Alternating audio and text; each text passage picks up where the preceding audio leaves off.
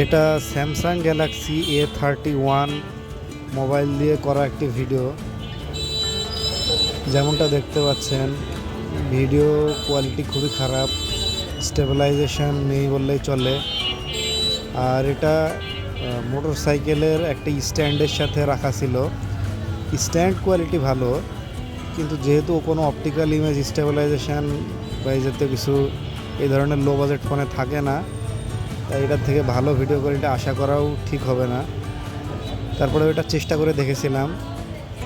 যেমনটা দেখছেন, ভিডিও সবসময় একটা নড়াচড়ার মধ্যে আছে, ঢেউ খেলানো ভাব আছে ভিডিওতে।